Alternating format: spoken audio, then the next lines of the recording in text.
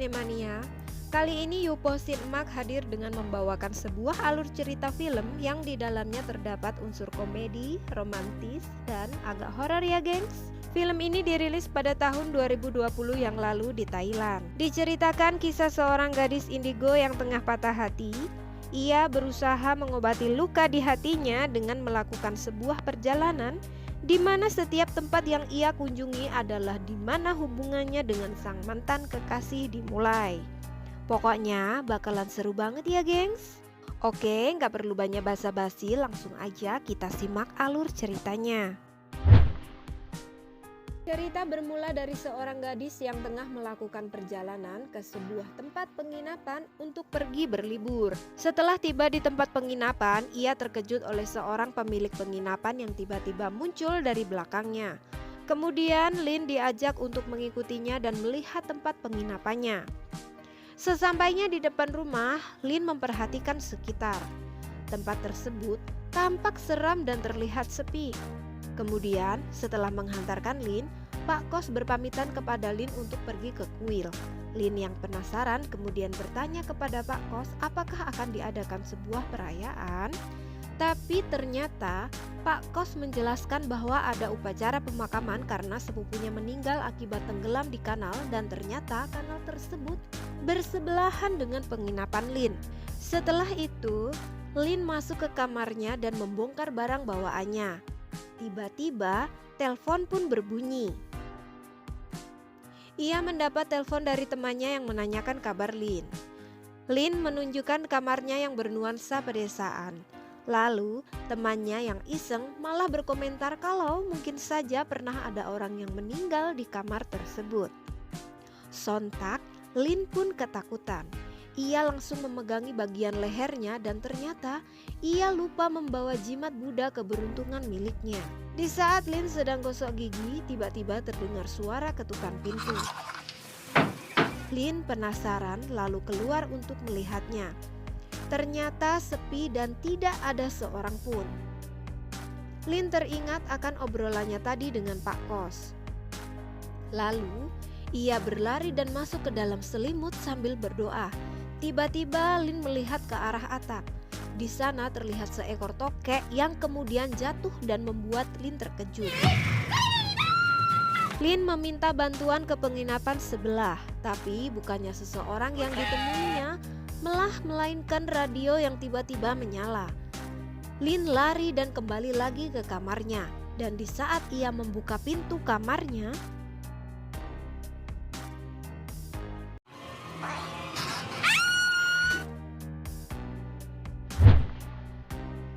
scene pun berpindah. Lin semalaman tertidur di kursi panjang di luar penginapan. Ia tiba-tiba terbangun dan kaget ketika melihat sesosok yang berdiri tepat di depannya. Ternyata bukan hantu ya gengs, melainkan salah seorang penghuni penginapan yang lainnya. Lalu Pak Kos menyapa Put. Ia menanyakan apakah Put tertidur nyenyak semalam. Put bilang kalau dia terjaga semalaman karena ada seseorang yang menyalakan TV dengan volume kencang. Lin yang merasa tersindir lalu berdiri dan langsung menuju Put dengan penuh amarah. Dan pada akhirnya mereka berdua bercekcok. Pak Kos berusaha mendinginkan suasana dan memberikan Lin semangkuk sarapan. Lin terduduk sedangkan Put pergi dari meja tersebut. Sambil menyantap sarapannya, Lin melihat ke arah luar dan mendapati seorang sopir dengan mobil angkutannya. Ia bertanya apakah sopir tersebut bisa mengantarnya ke tempat tujuan Lin. Pak supir bilang tidak bisa dan ternyata angkutan tersebut tengah menunggu Put. Karena tidak ada alat transportasi lain, Lin memberanikan diri untuk meminta tolong kepada Put agar ia mendapat tumpangan dengannya. Put pun akhirnya setuju dengan ongkos tertentu. Akhirnya sampai juga mereka di tempat tujuan Lin. Lin tampak terburu-buru dan sedikit mengingat masa lalunya. Ternyata gini ya gengs, suasana galau karena patah hati. Aduh Lin. Saat tiba di puncak, lagi-lagi Lin membayangkan momen bahagia dengan mantan kekasihnya. Tiba-tiba Lin histeris gengs. Dan di saat itu juga Put yang penasaran karena Lin berteriak, lalu mendatanginya dan sedikit menepuk bahu Lin. Kemudian Lin berbalik dan menangis. Lalu ia juga marah kepada Put. Semua orang melihat Lin, lalu Lin pun tersadar. Ini sedikit kilas balik dari Lin ya gengs. Ternyata karena indigo, Lin ini selalu gagal dalam menjalani hubungan. Suatu ketika, teman baiknya menyarankan agar Lin tidak memberitahu siapapun kalau dia adalah seorang indigo. Dan menurutnya, di saat itu jugalah hidup terasa lebih mudah. Tapi semuanya berubah setelah negara api menyerang. Ini adalah Thor, pria paling keren di kampus Lin. Lin merasa berbunga-bunga setiap berada di dekat Thor. Ia tidak menyangka jika pria paling keren tersebut menyukai Lin. Dan kemudian mereka pun berpacaran selama 3 tahun. Dengan ketampanannya, setelah lulus dari universitas, Thor menjadi seorang superstar. Ketika nonton di bioskop, Lin tiba-tiba terkejut. Ternyata tangan yang menyentuh tangan Lin bukanlah milik Thor, melainkan hantu, gengs. Lalu Lin mengambil cemilan dari Thor. Lagi dan lagi, Lin terkejut karena di dalam cemilan tersebut juga terdapat hantunya. Ia kemudian berlari keluar gedung dan Thor pun mengejarnya. Tiba-tiba datanglah seorang gadis lain yang menghampiri Thor. Gadis itu bertanya, "Siapakah Lin ini?" Thor pun menjawab, "Ia hanyalah seorang adik." Dan saat itu juga hubungan antara Thor dan Lin mulai merenggang. Waduh, nyesek banget ya gengs. Kasihan bener tuh si Lin, cuma dianggap adik. Akhirnya Lin menemukan cara untuk mengobati rasa patah hatinya. Ia akan mengakhiri kenangannya di semua tempat di mana itu dimulai. Scene pun berpindah. Setelah kejadian di puncak tadi, terlihat Lin yang termenung di dalam angkutan bersama Put. Lin yang masih merasa kacau memutuskan untuk turut serta dengan Put yang akan melakukan sebuah riset untuk skenarionya. Put pun setuju dan akhirnya perjalanan pun dimulai. Di tengah perjalanannya, Lin menghabiskan banyak minuman. Put yang memperhatikan Lin kemudian bertanya apakah ia merasakan mual dan pusing karena terlalu banyak minum. Put juga menawarinya sebuah plester untuk mencegah rasa mualnya. Tapi Lin malah menolaknya. Tiba-tiba mobil mendadak berhenti, gengs. Ternyata ada sebuah pohon tumbang di tengah jalan yang menghambatnya. Put dan Pak Sopir pun turun untuk membantu. Setelah selesai, Put dan Pak Sopir kembali ke mobil. Dan di saat itu juga ternyata Lin tidak ada di dalam mobil, gengs. Aduh Lin. Put menemukan Lin di dalam hutan dan tengah mabuk akibat minumannya tadi. Uok saya nggakกิน belang. Put kemudian membantu Lin yang tengah mabuk naik ke mobil. Dan saat Pak Sopir akan menjalankan mobilnya, Lin meminta untuk menunggu sebentar. Karena menurut Lin ada seorang ayah dan anaknya yang tengah berdiri di pinggir jalan. Lin meminta mereka untuk ikut naik angkutan bersama-sama. Lalu ia meminta Pak Sopir untuk bergegas berangkat saat itu juga.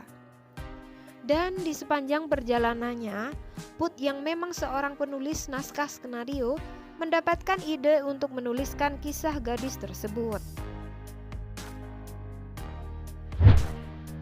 Scene kemudian berpindah. Tiba-tiba Lin terbangun dan bingung karena ia telah berada di dalam sebuah kamar dan tempat tidur yang nyaman. Ia memperhatikan sekitar dan ternyata ada sesosok yang sedang mengawasinya. Ia mencari kacamatanya untuk memperjelas pandangannya.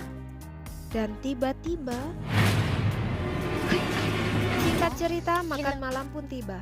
Mereka berkumpul dan menikmati hidangan bersama-sama. Dan Lin yang masih agak bingung bertanya kepada semua orang, sebenarnya sedang di manakah ia sekarang? Seluruh penghuni camp tersenyum dan melihat ke arah Lin. Seusai makan malam, Lin, Nun, dan Aom duduk mengobrol sambil menikmati buah. Lalu Aom memberi nasihat kepada Lin agar ia meluapkan semua perasaannya. Ia juga menjelaskan hanya orang-orang yang patah hatilah yang pergi berlibur di saat musim sepi liburan. Lin menjawab sambil memperhatikan Put, kalau mungkin saja tidak semua orang di camp yang patah hati. Lalu Aom pun menjelaskan tentang Put.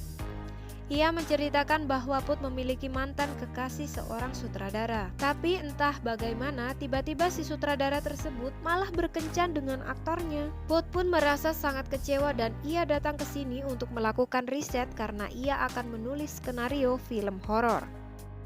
Kemudian mereka melakukan sebuah permainan. Jika seseorang mendapatkan kartu king, maka ialah yang berhak memerintah. Dan Nunlah yang berhasil mendapatkan kartu tersebut. Ia memberikan perintah kepada Om agar menjadi seorang wanita. Akhirnya Om pun pasrah dan mulai beraksi. Gokil.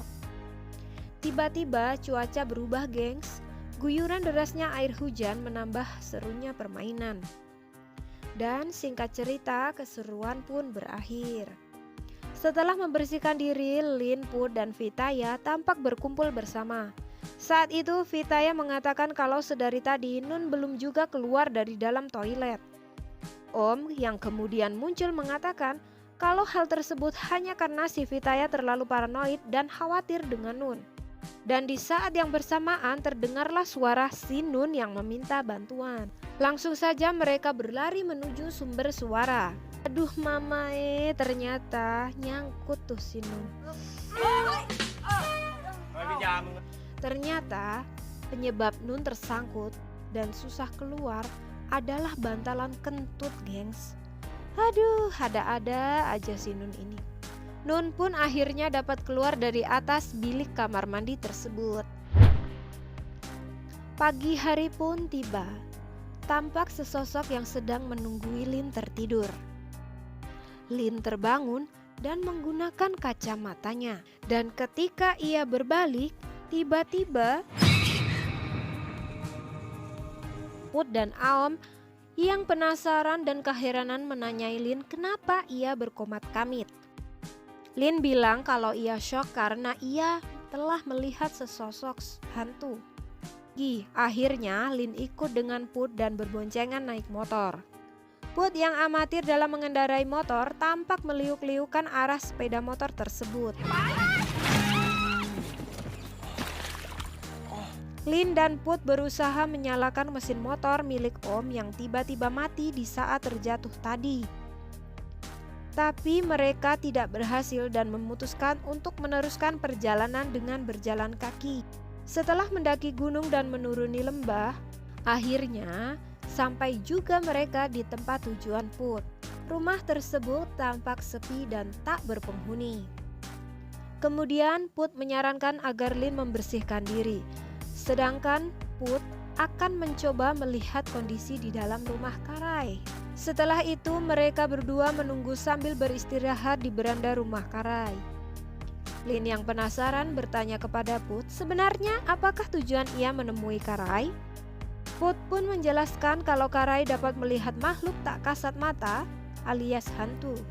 Dan hal tersebut sangatlah cocok dengan riset Put untuk skenarionya. Dan di tengah obrolan asik mereka, tiba-tiba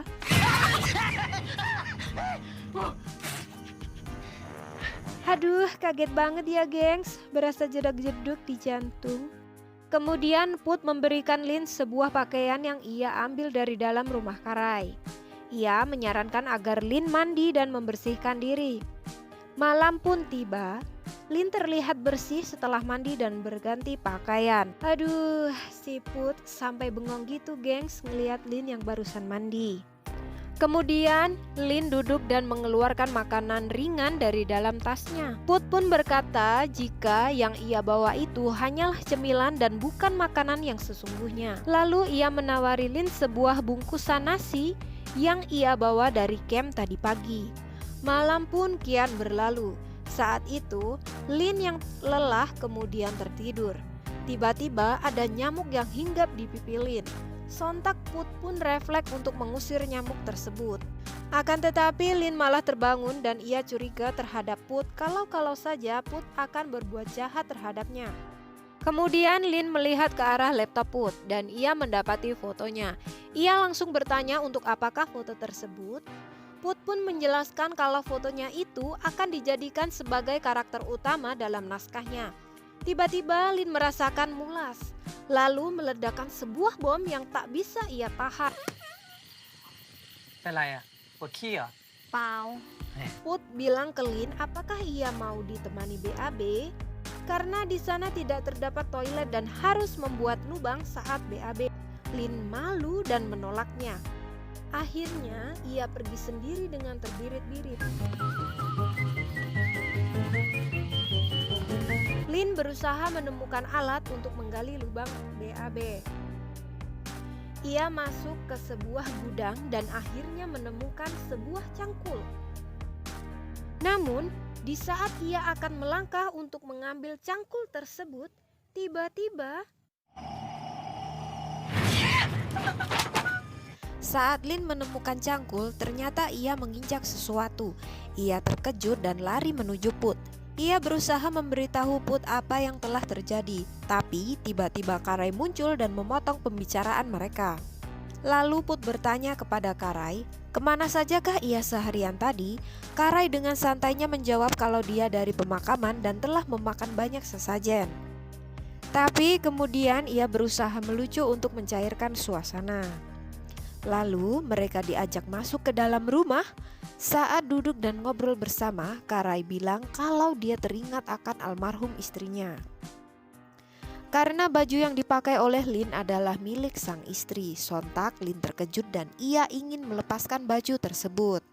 Lalu Karai menuangkan minuman untuknya dan juga Put. Mereka bersulang dan Karai pun terbatuk. Lin terkejut karena bola mata Karai terlepas. Kemudian ia memberitahu Karai kalau bola matanya masuk ke dalam gelas. Dan Put tetap saja belum menyadari hal yang telah terjadi. Lin yang terlihat gelisah mengajak Put untuk cepat meninggalkan rumah tersebut.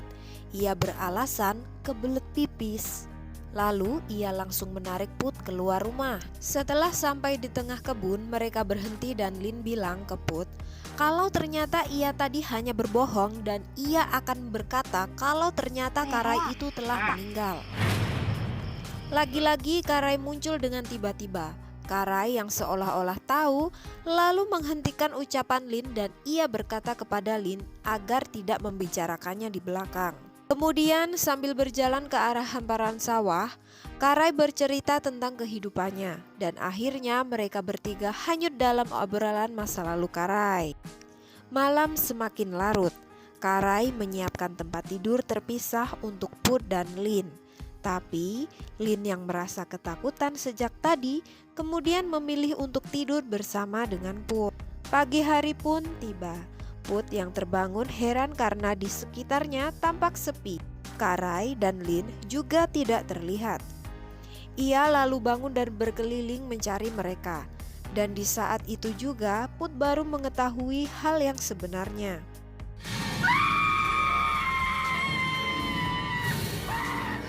Lin yang mengira hal itu akan terjadi dengan santainya, ia menunggu Put sambil tersenyum girang.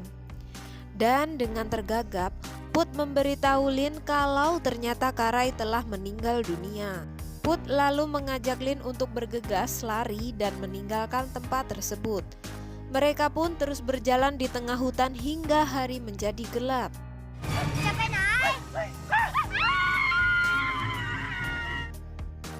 Dan akhirnya mereka bertemu dengan seorang anak kecil yang membuat mereka terkejut. Ternyata anak itu tengah mencari rebung untuk dimasak. Kemudian Put dan Lin dibantu keluar menuju jalan utama oleh anak tersebut. Mereka berterima kasih dan anak tersebut pergi meninggalkan Lin dan Put. Saat itu juga mereka beruntung karena ada kendaraan yang melintas. Mereka lalu menumpang kendaraan tersebut dan dapat sedikit bersantai. Sesampainya di camp, Lin kemudian membersihkan diri. Dan di saat Lin akan menggantungkan handuknya, tiba-tiba lampu berkedip. Ia pun bergegas meninggalkan kamarnya dan pergi untuk menemui Put. Saat itu juga, Put yang tengah asik dengan obrolannya di telepon terkejut dengan kehadiran Lin yang tiba-tiba. Lalu Lin pun singgah ke kamar Put.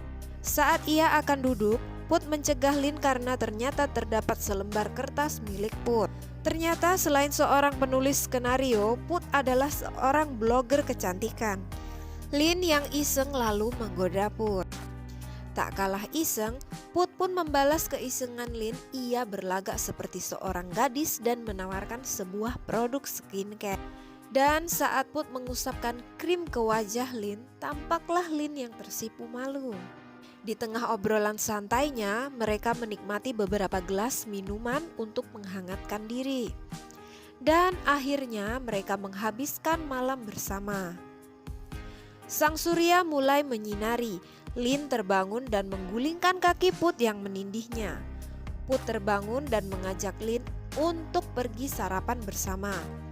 Kemudian Lin dan Put bergabung dengan penghuni camp yang lainnya. Lalu Om menghampiri Put dan Lin. Ia mempertanyakan di manakah gerangan motor tua kesayangan miliknya. Put tersenyum dan bilang kalau nanti motornya akan segera kembali. Tiba-tiba scene berpindah. Put dan Lin berkendara, lalu mereka berdua berhenti tepat di pinggiran danau.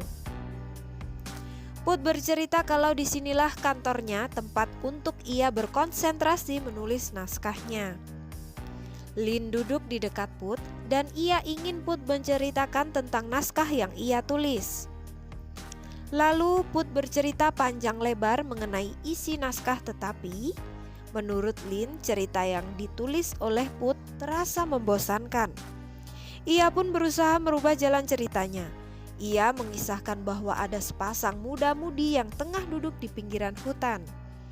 Mereka berdua asik mengobrol dan saking asiknya mereka tidak sadar jika ada wanita yang sedang mengintip mereka. Karena wanita itu tidak bisa mendengar obrolan mereka, sang wanita pun mendekat dan terus mendekati mereka. Lalu wanita tersebut berdiri tepat di belakang pemuda dan hampir menyentuhnya. Put yang takut dengan cerita Lin meminta agar Lin berhenti bercerita dan mereka pun pergi meninggalkan tempat tersebut. Put dan Lin semakin dekat. Mereka menghabiskan sisa waktu berlibur di camp bersama. Hingga tiba di suatu senja, tampak Put dan Lin yang tengah bersandar di mobil. Lin melihat Put yang tampak gelisah dengan menggenggam sesuatu di tangannya. Lin bertanya, apakah yang sebenarnya ingin Put sampaikan? Put kemudian membuka tangannya dan memberikan sebuah jimat berbentuk kalung untuk Lin. Dan Lin pun tersenyum. Kemudian Put pun memasangkannya di leher Lin. Langit senja yang tampak apik membuat mereka larut dalam suasana romantis. Dan akhirnya mereka, aduh romantis banget ya gengs, Minces juga mau disayang-sayang gitu. Scene akhirnya berpindah lagi. Put dan Lin kembali ke camp. Mereka kemudian bergabung dan menikmati malam bersama. Tak lama kemudian, Put menerima sebuah telepon yang tidak dikenalnya. Ternyata telepon tersebut berasal dari sang mantan Lin yang ingin minta rujuk dan kembali berbalikan dengan Lin. Lin terisak dan lari meninggalkan rombongan. Put kemudian mendatangi kamar Lin dan mengetuk pintunya. Ia memberikan telepon dari Thor yang masih menyala. Kemudian Lin pun bertanya kepada Put, apakah perasaan Put baik-baik saja? Lin juga meminta maaf karena telah melukai perasaan Put. Put pun mengatakan tak perlu Lin meminta maaf karena mereka belum memiliki status hubungan dan hanya sekedar teman. Ia kemudian pergi meninggalkan Lin yang sedang galau. Aduh nyesek banget ya gengs. Sedangkan Lin yang tak bisa menahan tangis karena perasaannya yang sedang kacau, mencoba bergabung dengan penghuni camp yang lainnya. Semua orang membubarkan diri. Lin tampak mabuk akibat menghabiskan banyak minuman. Dan di pagi harinya Om tampak marah dengan apa yang terjadi. Lantai campnya terbakar akibat api unggun semalam. Lin akhirnya memutuskan untuk mengakhiri liburannya dan kembali ke rumah.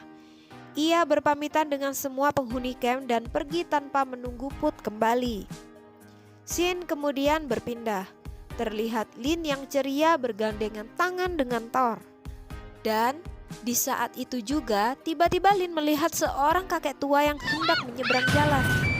Ternyata kakek tersebut bukanlah seorang manusia. Kemudian ia menawari Lin untuk pergi ke psikiater. Lin sedih dan ia memilih untuk meninggalkan Thor. Scene tiba-tiba berpindah. Lin kembali ke camp. Ia melihat sekeliling dan sekitarnya. Ia tampak sumringah dengan melihat foto-foto yang dipajang di dinding camp. Ia juga disambut penuh haru oleh Nun. Lalu disusul dengan Om yang kemudian mengajak Lin berkeliling.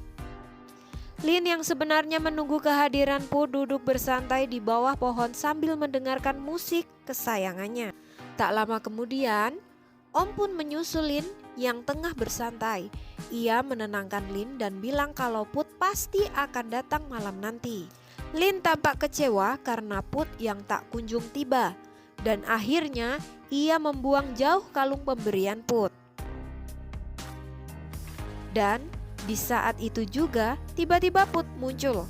Lin berbalik dan kemudian Put menghampiri Lin. Lalu ia pun menggandeng tangan Lin.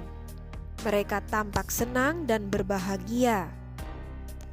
Dan akhirnya film pun berakhir.